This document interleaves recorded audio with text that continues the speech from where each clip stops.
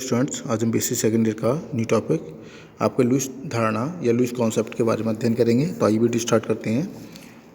तो देखिए, इलेक्ट्रॉन स्थानांतरण के आधार पर या इलेक्ट्रॉन ट्रांसफ़र के आधार पर अर्थात इलेक्ट्रॉन के आदान प्रदान पर आधारित अम्ल क्षार धारणा सर्वप्रथम लुईस ने प्रस्तुत की। इस धारणा के अनुसार वे पदार्थ या आयन या अणु जो एकांकी इलेक्ट्रॉन युग्म लॉन्ग पेयर ऑफ इलेक्ट्रॉन ग्रहण कर सकते हैं, अम्ल एवं वे पदार्थ आयन या अणु जो एकांकी इलेक्ट्रॉन युग्म त्याग करके क्षार कहलाते हैं। जैसे क्षार इलेक्ट्रॉन युग्म दाता डोनर, अम्ल इलेक्ट्रॉन युग्म ग्राही एक्सेप्टर होते हैं। तो इस धारणा के आधार पर यह स्पष्ट होता है कि लुईस अम्ल क्षार उदासीनीकरण में इलेक्ट्रॉन युग्म का आदान प्रदान होता है। लुईस क्षार इलेक्ट्रॉन युग्म त्यागता है जिसे लुईस अम्ल ग्रहण कर लेते हैं या लेता है। इस प्रकार लुईस अम्ल एवं दुर्बल क्षार आपस में बंध बनाकर लवण बनाते हैं। तो इस धारणा के अनुसार BF3 AlCl3 SnCl4 आदि लवणों को भी अम्ल माना जाता है, क्योंकि ये सभी एक एकांकी इलेक्ट्रॉन युग्म स्वीकार कर सकते हैं। उदाहरण के लिए देखिए, NH3 यानी कि आपका क्षारक है जिसमें आपके नाइट्रोजन और हाइड्रोजन के बॉन्डिंग प्रोसेस चल रहा है। इसके बाद BF3, तो इसमें B और F के बीच में जब अम्ल और क्षार के बीच में जब क्रिया कराते हैं तो आपका लवण यानी कि NB-NH3B3 बनता है जो लवण है। तो अतः इसमें BF3 एक अम्ल है तथा NH3 एक क्षारक है। NH3 एक एकांकी इलेक्ट्रॉन युग्म प्रदान करता है तथा BF3 उसे स्वीकार करता है। इस प्रकार लुईस के सिद्धांत के आधार पर अम्ल क्षारक अवक्रियाओं में उदासीनीकरण की क्रिया अम्ल तथा क्षारक में उपसहसंयोजक कोऑर्डिनेट बंध का बनना मात्र है। इस उदासीनीकरण में बनने वाला लवण उत्पाद सहसंयोजक संकर या कोऑर्डिनेट कॉम्प्लेक्स अथवा एडक्ट कहलाता है। सभी लुईस क्षारक ब्रोंस्टेड लोरी क्षारक भी होते हैं। इन्हें निम्नलिखित उदाहरण द्वारा समझा जा सकता है, जैसे कि H+ आयन या प्रोटॉन यानी कि लुईस अम्ल है और या NH3 आपका लुईस क्षारक है, दोनों के बीच में क्रिया कराते हैं तो आपका एडक्ट यानी NH3 और प्लस का आयन बनता है।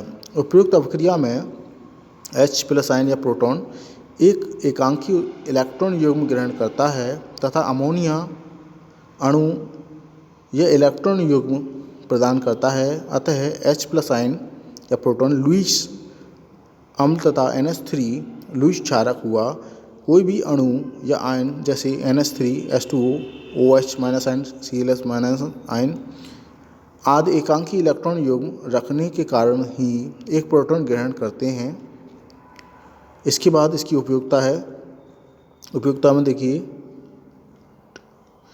नंबर 1, जल की अनुपस्थिति में तीव्रता से होने वाली क्रिया का स्पष्टीकरण किया जा सकता है। जैसे कि आपकी लुईस अम्ल है आपका BCl3 और लुईस क्षारक है आपका C2H5 का होल ट्वाइस NH बीच क्रिया कराते हैं तो एडक्ट बनता है आपका Cl3b और आपकी NH C2H5 का होल ट्वाइस।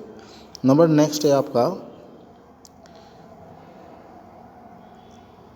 अजलीय विलायकों में अम्ल क्षार सूचक द्वारा अनुमापन में रंग परिवर्तन का स्पष्टीकरण किया जा सकता है। जैसे BCl3 लुईस अम्ल है, C2H5 का उल्ट्राज N ये आपके लुईस क्षारक है। आपके कैल्शियम क्लोराइड या कार्बन क्लोराइड CaCl4 विलायक की उपस्थिति में क्रिया करा रहे हैं तो आपका Cl3b और N C2H5 का होल ट्राइज बनता है। देखिए, नंबर 3, प्रोटॉन रहित अभिक्रिया की व्याख्या की जा सकती है। नंबर 4, लुईस धारणा का क्षेत्र ब्रोंस्टेड लोरी की धारणा से अधिक विस्तृत है।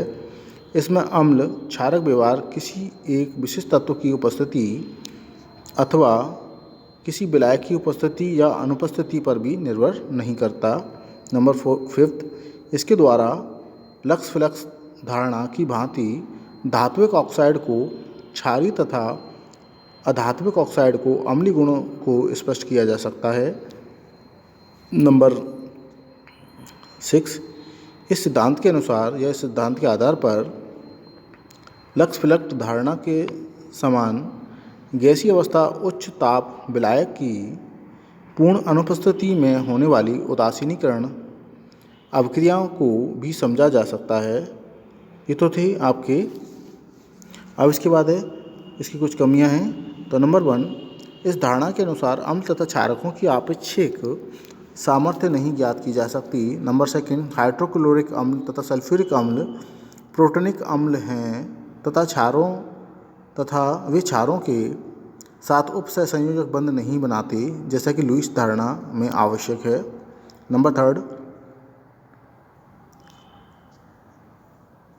इस धारणा द्वारा वैद्युत अपघटन, लवण जल अपघटन, एस्टर जल अपघटन तथा एस्टीकरण जैसी अभिक्रियाओं की व्याख्या नहीं की जा सकती है।